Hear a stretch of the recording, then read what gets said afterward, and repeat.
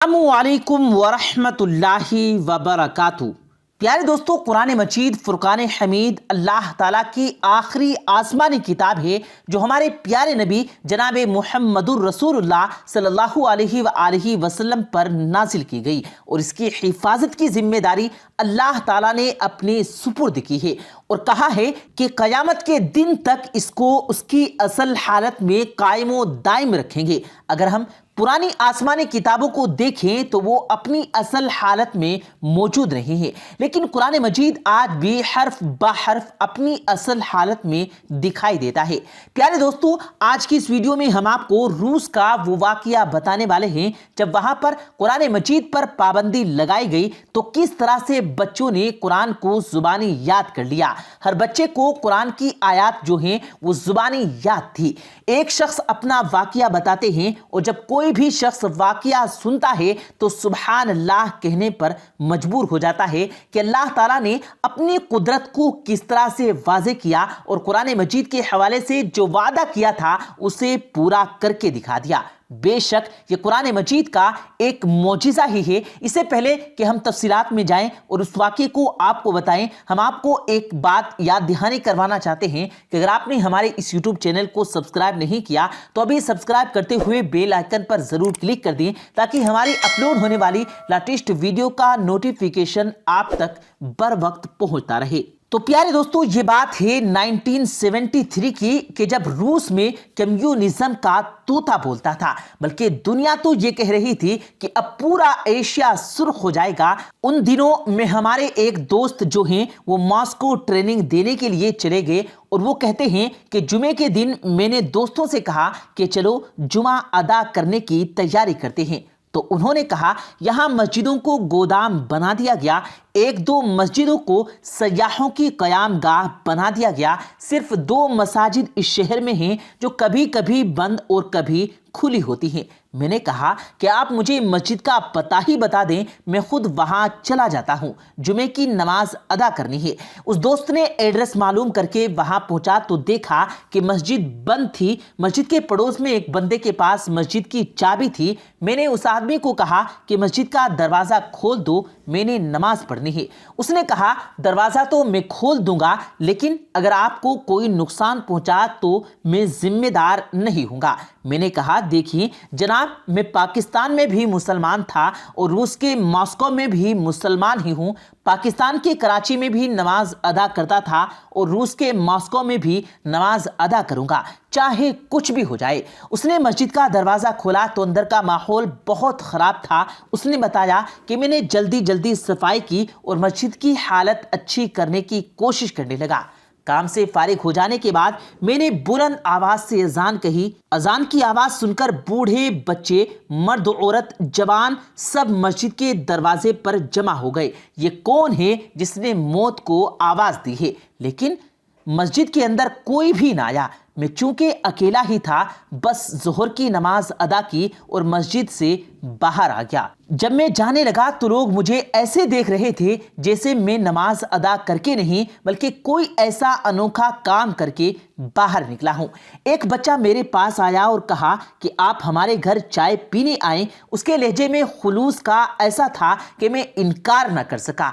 उनके साथ उनके घर चला गया जहां पर तरह तरह के पकवान बन चुके थे। मेरे आने पर सब बहुत खुश दिखाई दे रहे थे। मैंने खाना खाया, चाय पी तो एक बच्चा जो मेरे साथ बैठा था, मैंने उससे पूछा कि आपको कुरान पाक पढ़ना आता है? बच्चे ने कहा जी बिल्कुल, कुरान पाक तो हम सबको आता है। मैंने जेब से कुरान पाक का एक छोटा सा नुस्खा निकाला और कहा ये पढ़कर सुनाओ। बच्चे ने कुरान को देखा, फिर मुझे और फिर कुरान को देखा, कहा, फिर वालिदैन की तरफ देखा। मैंने सोचा इसको कुरान पाक पढ़ना नहीं आता, लेकिन उसने कहा उसको कुरान पढ़ना आता है। मैंने कहा ये देखो, कुरान की इस आयत पर उंगली रखी और पढ़ी तो वो फर फर पढ़ने लगा। कुरान देखे बगैर ही पढ़ता गया। मुझे हैरत का एक शदीद झटका लगा कि ये तो कुरान पाक को देखे बगैर ही पढ़ने लगा। मैंने इसके वालिदैन से पूछा कि हजरत आखिर ये मामला क्या है? उन्होंने मुस्कुराकर कहा कि दरअसल हमारे पास कुरान पाक मौजूद नहीं, کسی کے گھر میں بھی اگر قرآن پاک کی آیت کا ایک ٹکڑا بھی مل جائے تو اس تمام خاندان کو پھانسی یا سزا دے دی جاتی ہے۔ اس وجہ سے ہم لوگ قرآن پاک گھروں میں نہیں رکھتے۔ تو پھر اس بچے کو قرآن پاک پڑھنا کس نے سکھایا اور کیسے سیکھا؟ کیونکہ قرآن پاک تو کسی کے پاس ہے ہی نہیں۔ میں نے مزید حیران ہو کر کہا، انہوں نے بتایا کہ ہمارے پاس قرآن پاک کے کئی حافظ ہیں، کوئی درزی ہے، کوئی دکاندار ہے، کوئی سبزی بیچنے والا ہے تو کوئی کسان ہے۔ ہم ان کے پاس اپنے بچوں کو بھیج دیتے ہیں، محنت مزدوری کے بہانے وہ ان کی الحمدللہ سے لے کر والناس تک زبانی قرآن پاک پڑھا دیتے ہیں۔ پھر ایک وقت ایسا بھی آتا ہے کہ وہ حافظ قرآن بن جاتے ہیں۔ کسی کے پاس قرآن کا کوئی نسخہ نہیں، اس لیے ہمارے بچے قرآن کریم کو دیکھ کر نہیں پڑھتے۔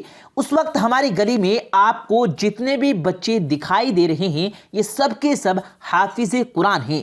یہی وجہ ہے کہ جب آپ نے اس بچے کے سامنے قرآن پاک رکھا تو اس کو پڑھنا نہیں آیا، لیکن جب آپ نے آیت سنائی تو وہ فر فر بولنے لگا۔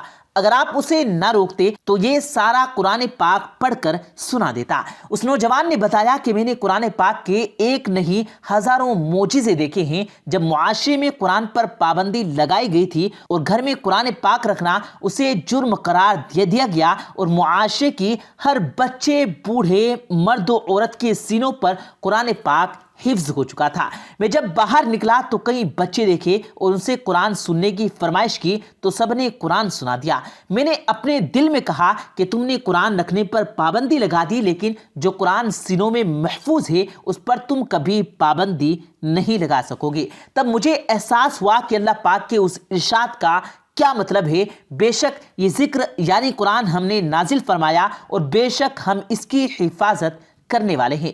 روس کے علاوہ دنیا کے کئی ممالک میں مسلمانوں کے ساتھ اس نوعیت کے واقعات پیش آتے رہتے ہیں، جس کا مقابلہ مسلمانوں نے خدا داد حکمت عملی سے کیا ہے اور سرخرو ہوئے ہیں اور انشاءاللہ آئندہ بھی ہوتے رہیں گے۔ اس میں اہل روس کی طرف سے ہمیں جو سبق ملا وہ یہ ہے کہ ہمیں اپنی نئی نسل کو صرف اور صرف مغربی علوم اور محض ڈگری کا حصول منور کرانے کی ضرورت نہیں۔ روس کوئی پہلا یا آخری ملک نہیں تھا جہاں مسلمانوں کے ساتھ ایسا ہوا، اس لیے اب ایک منصوبے کے تحت مسلمانوں کو مسجد و مکتب سے دہشت گردی کے نام پر دور کیا جا رہا ہے۔ ہمارے ذہنوں میں ہی پروپیگنڈا ڈال دیا گیا جس کے نتیجے میں ہم اپنے بچوں کی تعلیم کے لیے ہزاروں روپے اکیڈمی میں بخوبی دے رہے ہیں یا اس سے بھی کہیں زیادہ معاوضہ خود اساتذہ کو گھر میں بلا کر بچوں کی تعلیم دلوانے کے لیے دے دیتے ہیں، مگر کسی مولوی یا مفتی صاحب کو گھر بلا کر بچے اور بچوں کو تعلیم دلوانے سے گریزاں نظر آتے ہیں۔ اگر کوئی قاری صاحب گھر پر پڑھانے کے لیے آ بھی جائے تو اسے اس قدر کم معاوضہ دیتے ہیں کہ سن کر شرم آتی ہے۔ نئی نسل کی تربیت، احترام اور آدمیت دینی تعلیم سے ہی حاصل ہو سکتی ہے، اس پر ہمیں توجہ دینے کی سخت ضرورت ہے۔ اگر ہم ایسا نہیں کریں گے تو ہم دین سے دور ہوتے جائیں گے اور دین سے دوری جو ہے وہ ہمیں دنیا اور آخرت دونوں میں ہی نقصان پہنچائے گی۔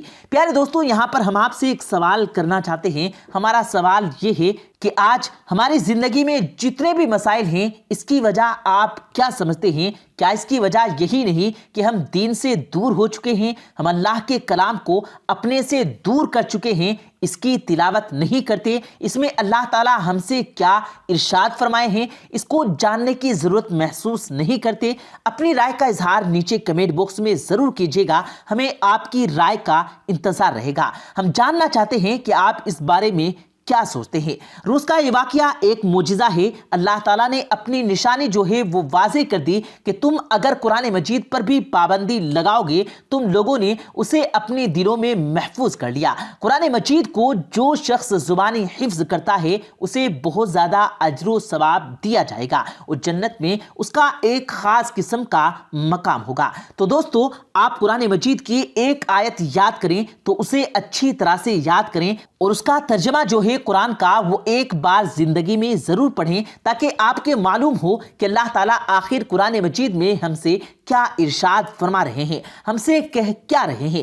جب ہم اس کے بارے میں آگاہی حاصل کریں گے تو ہم خود بخود دین اسلام کے قریب ہوتے جائیں گے، اس کے دائرہ کار کے اندر آتے جائیں گے۔ اللہ اور اس کے رسول کی راضی کر لیں گے اور اس کی خوشنودی حاصل کر لیں گے۔ دوستو اس انفارمیٹیو ویڈیو کو صرف اپنے تک محدود نہ رکھیے گا، اسے دوسروں تک پہنچائیے گا، کیونکہ یہ ایک قرآنی معجزہ ہے اور جتنا اس کو شیئر کریں گے آپ کو ثواب بھی ملے گا اور آپ کے لیے ایک صدقہ جاریہ بن سکتا ہے۔ پیارے دوستو، امید کرتے ہیں آپ کو آج کی ہماری یہ ویڈیو ضرور پسند آئی ہوگی۔